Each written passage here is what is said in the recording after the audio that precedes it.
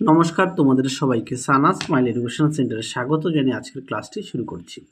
আজকে তোমাদের সঙ্গে আলোচনা করব তোমরা যারা অষ্টম শ্রেণীর পরিবেশ ও বিজ্ঞান বিষয়ে পরীক্ষা দেবে 2026 সালে ফার্স্ট ইউনিট টেস্ট, তোমাদের জন্য রায় ও মার্টিন প্রশ্নবিচিত্র থেকে আজকে সমাধান করব অষ্টম শ্রেণীর পরিবেশ ও বিজ্ঞান বিষয়ে মডেল নাম্বার 5 অর্থাৎ 5 নম্বর স্কুলে যে সমস্ত ছোট ও বড় প্রশ্নগুলি আছে তার সমস্ত প্রশ্ন উত্তরের সমাধান করে দেখাবো।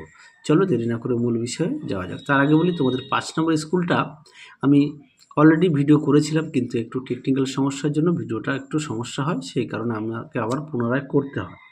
সেই কারণে এগুলো দাগ দেওয়া আছে, আমি দুঃখিত, একটু দেখে নিও। আমি প্রশ্নটা বলছি না, শুধু উত্তরগুলো বলে দিচ্ছি, তাহলে ভিডিওটা একটু ছোট হবে, তুমি একটু কষ্ট করে দেখে নিও। আচ্ছা, কী আছে?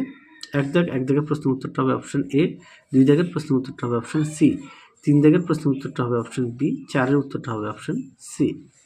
তারপরে দেখো শূন্যস্থান পূরণ কী হবে। 1-এর উত্তরটা হবে 98, 2 দাগের উত্তরটা হবে ধনাত্মক, 3 দাগের উত্তরটা হবে তরল, 4 দাগের উত্তরটা হবে আইসোবার। তারপরে দেখো এ স্তম্ভের সঙ্গে বি স্তম্ভ মিলাও, একটু দেখে নাও। 1-একটা হবে সি, 2-একটা হবে ডি, 3-একটা হবে এ, 4-একটা হবে বি। আমি ভিডিওগুলো আগে করেছিলাম, এই সেটটা করেছিলাম, কিন্তু একটু সমস্যা ছিল বলে এর জন্য দাগ দেওয়া রয়েছে। পরেরটা দেখো কি বলেছে।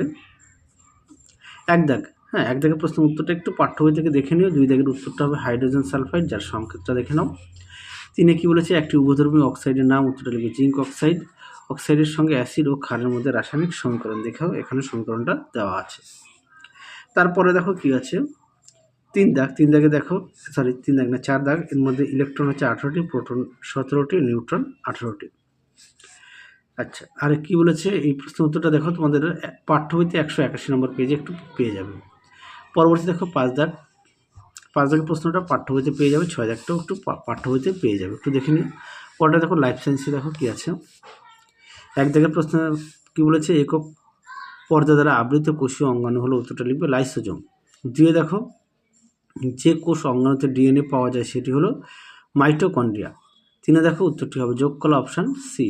4-এ দেখো উত্তরটা হবে অপশান বি। পরটা দেখো একটি মাইটোকন্ড্রিয়ার চিত্র দেওয়া আছে, এই দাগটা কী হবে, বৃষ্টি। তারপর বি দাগটা দেখো, সি দাগটা দেখো, আর ডি দাগটা দেখে নাও। পরবর্তী দেখো ডিএনএ ও আরএনএর পুরো নাম কি, দেখো উত্তর। দেখো প্রশ্নের উত্তর সুন্দর করে দেওয়া আছে, তোমরা অবশ্যই পড়ে নিয়ে লিখবে। পরবর্তী দেখো 3 দাগ, 3 দাগের প্রশ্নের উত্তর দেখো, এনলি বডি, এন্ডোপ্লাজমিক রেটিকুলাস, অমসৃণ, লাইসোজোম। পরটা দেখো কি আছে, কোষ স্নায়ুকোষ গ্রাহক, উত্তরটা লিখবে ডেনড্রাইট, আর প্রেরক অংশের নাম হচ্ছে অ্যাক্সন। তাহলে চলো আজকের মতো এখানেই সমাপ্ত করছি, আবার দেখা হবে খুব শীঘ্রই তোমাদের পরবর্তী ভিডিওতে। তোমরা সবাই সুস্থ থেকো, ভালো থেকো, আজকের মতো টাটা।